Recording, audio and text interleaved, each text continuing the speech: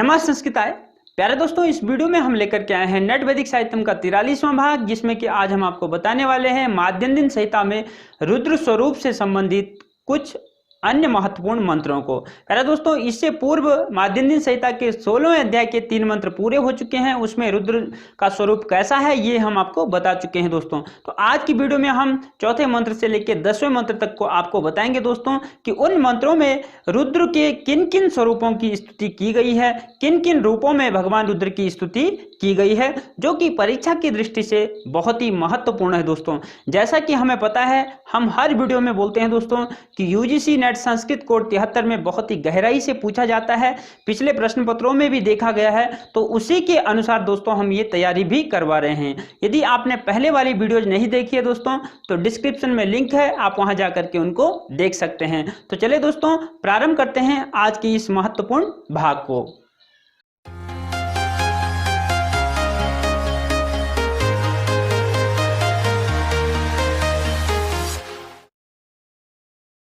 प्यारे दोस्तों, आज हम आपको चौथे मंत्र से 10वें मंत्र तक के बारे में बताएंगे।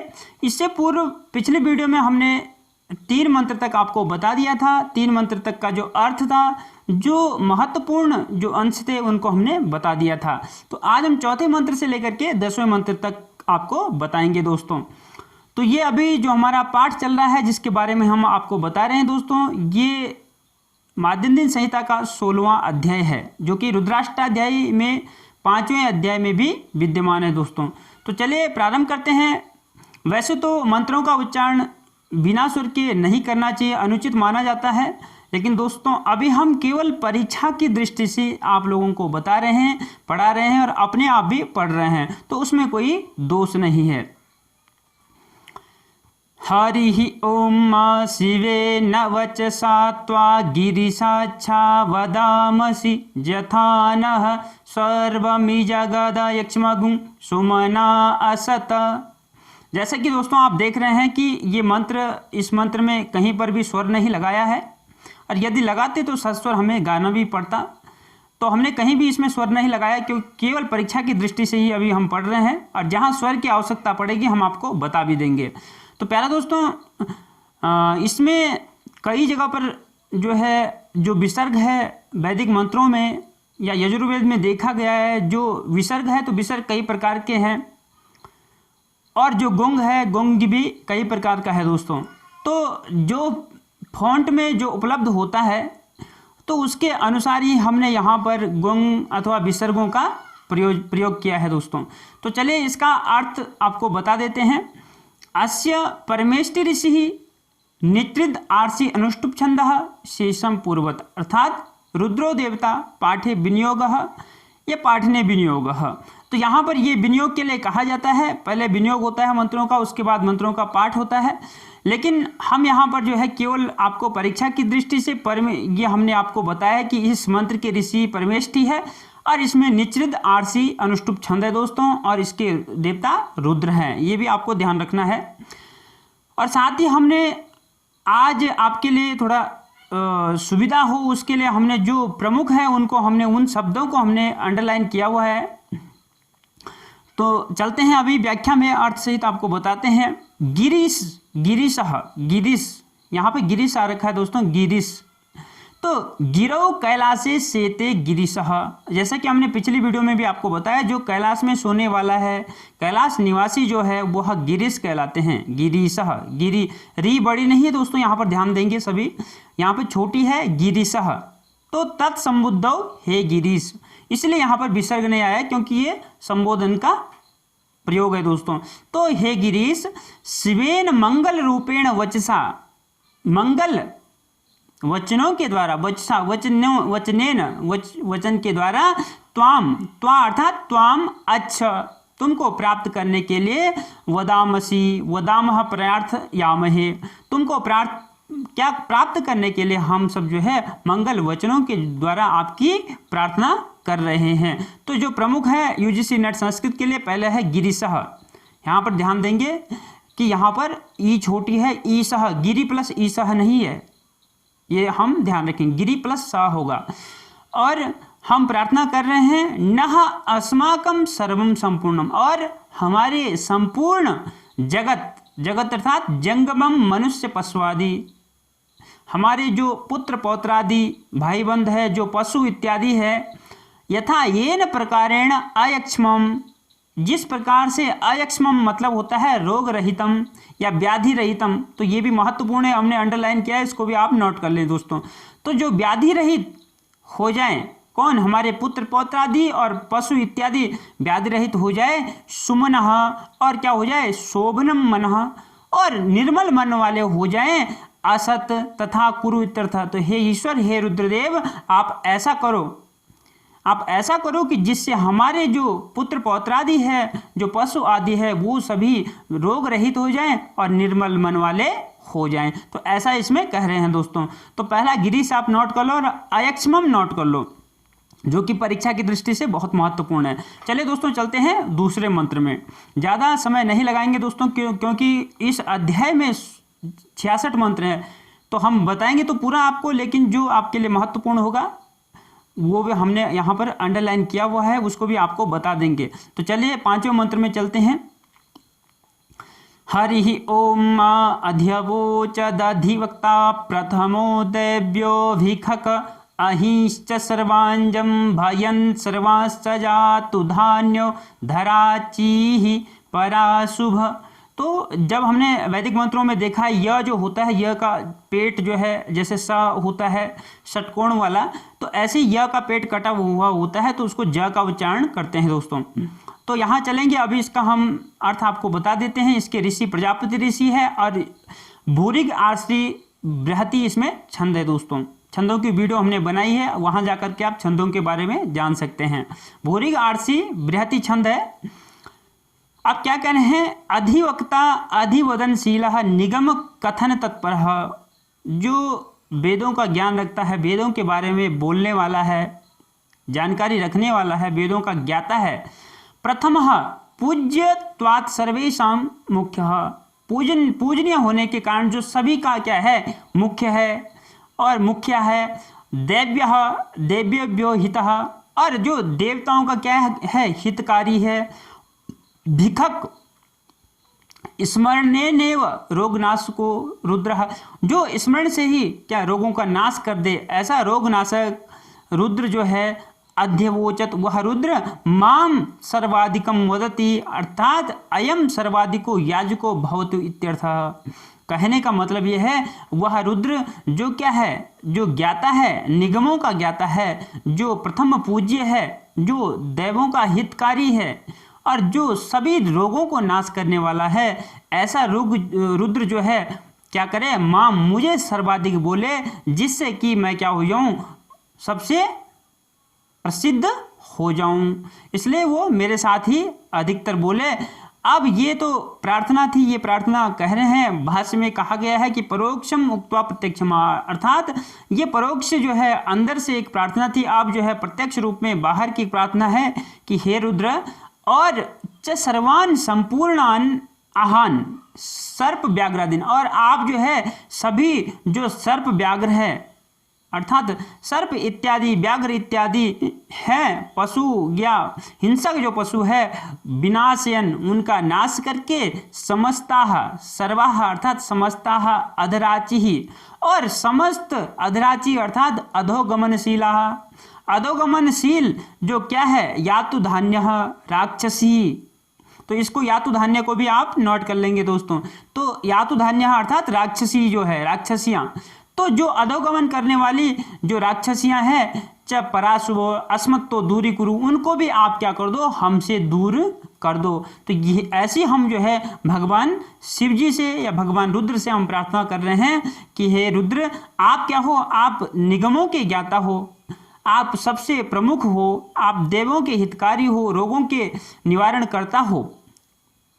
तो आप क्या करें, आप हमारे समस्त जो हिंसक पशु है उनका नाश करके, और जो अधोगमनशील जो राक्षसी हैं उनका नाश करके आप हमें क्या करो, उनको हमसे दूर कर दो, अर्थात हमें सुख प्रदान करो। ऐसा हम भगवान रुद्र से इसमें प्रार्थना कर रहे हैं। तो जो नोट करने के लिए दोस्तों वो है अधिवक्ता। पहला अधिवक्ता जो निगम कथन तत्पर, वेदों के कथनों को बोलने के लिए जो तत्पर रहता है अर्थात ज्ञानी पुरुष, तो वो अधिवक्ता के लिए यहाँ पर प्रयोग हुआ है। दूसरा आप भिखक भी कह सकते हैं, भिखक भी नोट कर सकते हैं, क्योंकि इसका मतलब होता है रोगों को दूर करने वाला, रोगों का नाश करने वाला। जम्भयन भी मैंने यहाँ अंडरलाइन किया था, अर्थात विनाशयन, विनाश करना। दूसरा अधराची, अधोगमनशीला, और यहाँ पर और आगे यातुधान्य अर्थात राक्षसी। तो इन सबको आप जो है नोट कर सकते हैं दोस्तों, इनके बारे में पूछा जा सकता है। चलते हैं हम अभी छठे मंत्र में दोस्तों।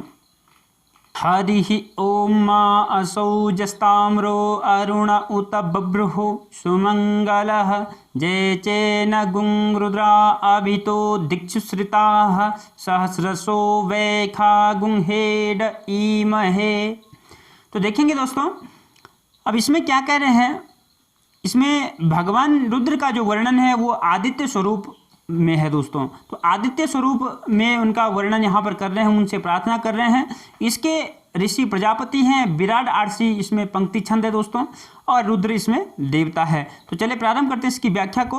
आदित्य रूपेण अत्र रुद्र स्तुयते, यहाँ इस मंत्र में आदित्य रूप में रुद्र की स्तुति की जा रही है। जो रुद्र क्या है, प्रत्यक्षो रुद्र रविरूपश्च, यह असो जो प्रत्यक्ष रवि के रूप में विद्यमान है वह रुद्र। ताम्रः अर्थात उदय अत्यंत रक्तवर्ण, जब उदय होता है तो अत्यंत रक्तवर्ण का होता है।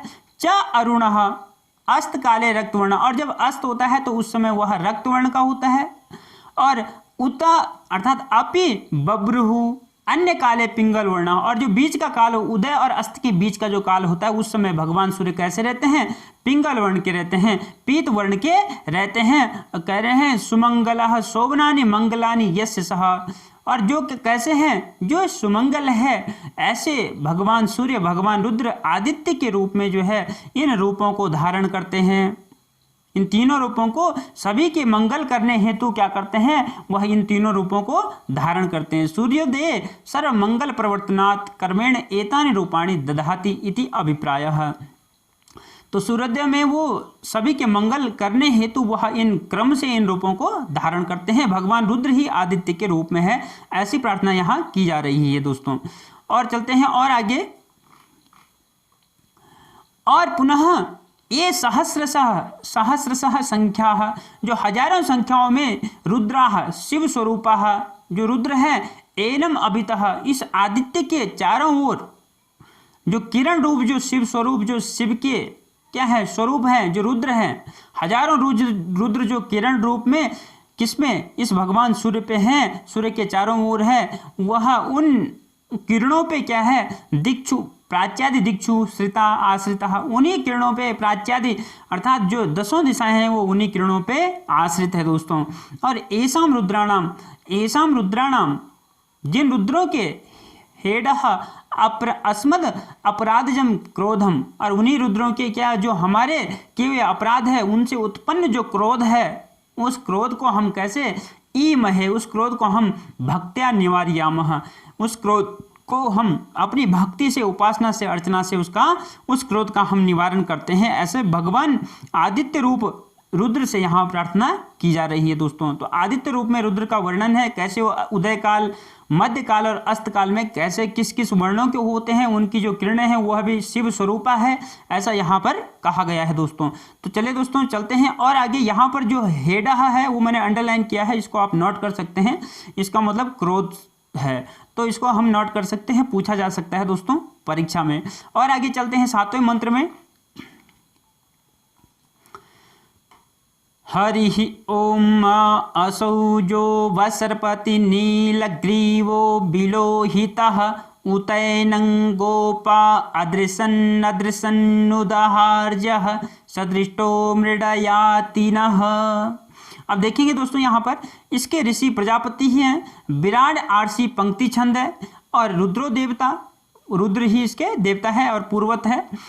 तो अब व्याख्या में चलते हैं। यहाँ पर भी आदित्य स्वरूप में ही भगवान का वर्ण है।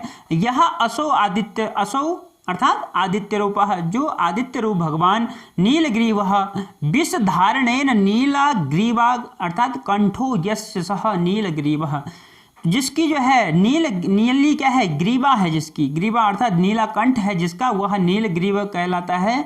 तो कैसे है, विष धारण, विष धारण किया था इसलिए उनका नाम नीलकंठ पड़ा था। भगवान रुद्र का नाम, भगवान शिव का नाम नीलकंठ पड़ा था, तो उन्हीं को नीलग्रीव भी कहते हैं।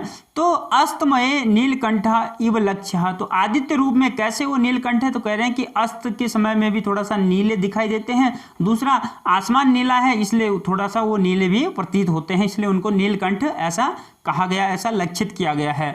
उत बिलोहितः, और बिलोहित और जो क्या है, रक्त वर्ण है, जो विशेषतः रक्त होकर के क्या करते हैं, आवसर्पति अर्थात चलते रहते हैं। तो कैसे, उदयास्तमयो, उदय और अस्तमय होकर के कुर्वन् निरंतरम गच्छति, उदय और अस्त करते हुए वो निरंतर जो है अपने रास्ते पर, अपने राह पर जो है निरंतर गमन करते रहते हैं। तो ऐसे रुद्र भगवान को, एनम रुद्रम, ऐसे रुद्र भगवान को गोपाहा गोपालाहा वेदोक्त संस्कारहीना, अर्थात अज्ञानी जो गोप होते हैं वो क्या करते हैं, अदृश्यन देखते हैं, और उदाहार्य अर्थात जलहारिण्य योषितपि, जो जल भरने वाली जो नारी होती है या जो दासियां होती है वह भी क्या करते हैं, इनको देखते हैं। जब भगवान सूर्य आसमान में क्या चलायमान होते हैं तो गोपा भी देखते हैं, गोप लोग भी देखते हैं, और क्या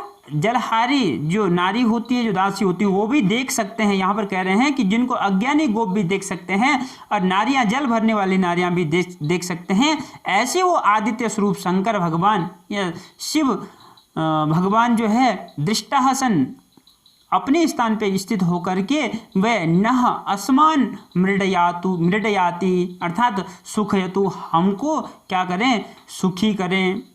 तो ऐसा हम भगवान से यहाँ पर प्रार्थना कर रहे हैं, भगवान रुद्र से, वे यहाँ पर आदित्य स्वरूप है।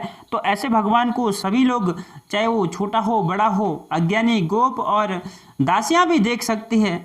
तो ऐसा भगवान क्या अपने स्थान पे स्थित होकर के हमें क्या करे, सुख प्रदान करे, हमें सुख दे, ऐसा भगवान से यहाँ प्रार्थना की जा रही है। तो आपके लिए जो महत्वपूर्ण शब्द है दोस्तों वो इसमें है अवसर्पति, इसको आप नोट कर लेंगे। दूसरा है उदाहार्य, उदाहार्य, तो प्रश्न आ सकता है कि उदाहार्य का अर्थ होता है तो क्या क्या होता है। जैसे यहाँ पर जलहारिणी हमने लिखा है, जल को ले जाने वाले, भरने वाले। तो और जो इसके बाद है वो है मृडयाति, तो मृडयाति का मतलब सुख, सुख करने वाले या सुख करें।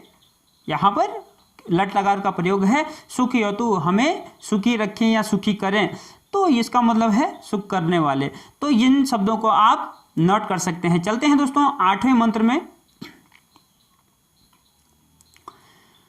नमोस्तु नीलग्रीवाय सहस्राक्षाय मीडुखे अथोजे अस्य सत्वानो हंतेभ्यो करन् नमः।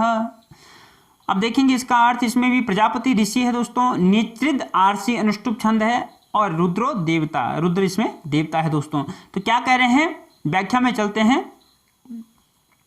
भगवान शिव के लिए यहाँ पर क्या कह रहे हैं कि नीलग्रीवाय, हम नीलग्रीव का हमने अर्थ पहले ही बता दिया है। तो नील, उस नीलग्रीव को जिसका कंठ नीला है, ऐसे नीलकंठाय सहस्राक्षाय, सहस्रम अक्षीण यस्य सह सहस्राक्षः तस्मै सहस्राक्षाय।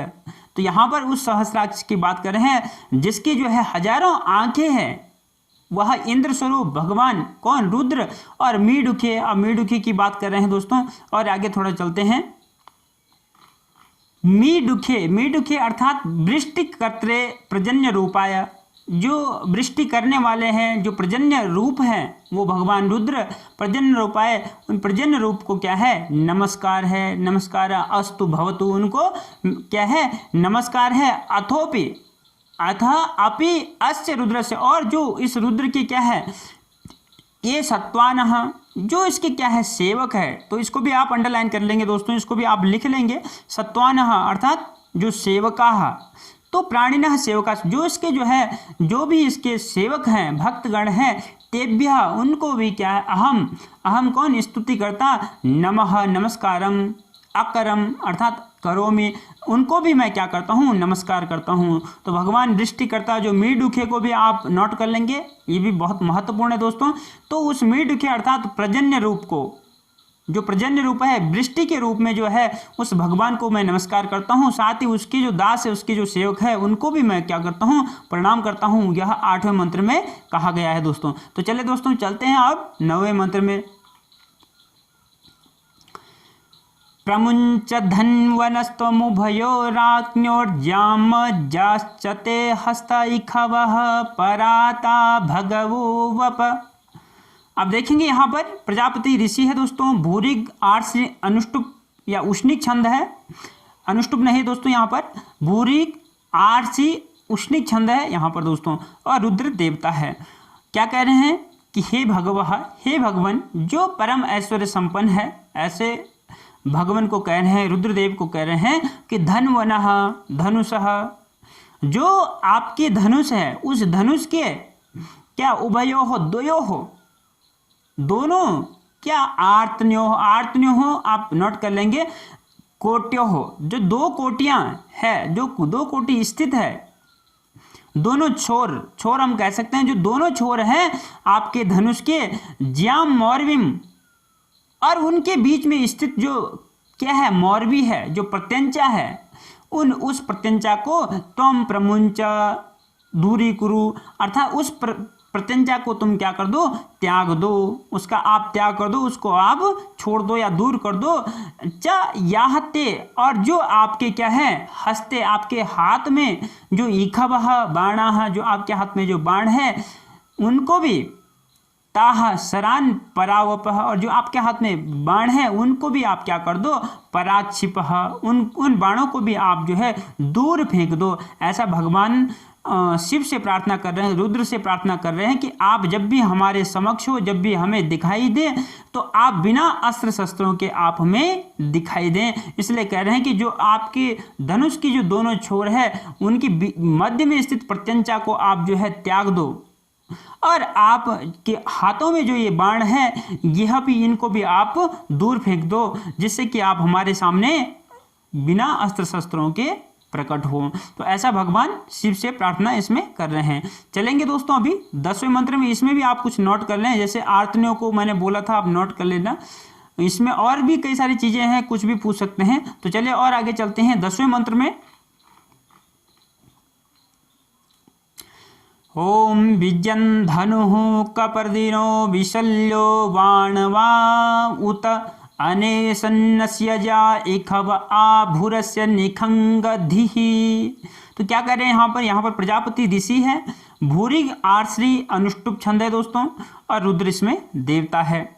तो कह रहे हैं कपर्दी। अब कपर्दी क्या है, यही जो है दिसंबर में पूछा गया था दोस्तों, नेट के 73 कोड में ये पूछा गया था कि कपर्दी का मतलब क्या है। तो कपर्दो जटाजूटो अस्यास्तीति कपर्दी, जिसके जटाजूट हैं वही कपर्दी है, उसको कपर्दी कहते हैं। तस्य कपर्दिनः, उस कपर्दिन के अर्थात रुद्रस्य, जिसकी जटा है, जटाएं हैं, जो जटाजूट धारण करने वाला है, ऐसे भगवान रुद्र के धनु अर्थात धनुष, सरासनम बीजम मौरवी रहितमस्तु, ऐसे भगवान रुद्र के जो धनुष है वह प्रत्यंचा रहित हो जाए, और बाणवान इखुदी अर्थात जो उनका तुणीर है, जो तर्कस है, तो वह भी क्या हो जाए, विशेषण, उसमें जो विशेष रूप से जो निर्मित रुद्रस्य ज्ञाह इखवः, उसमें जो विशेष रूप से निर्मित अर्थात जो धारदार या नोकदार जो बाण है वह क्या हो जाए, अनेसन अर्थात नश्यंतु, वह भी नष्ट हो जाए।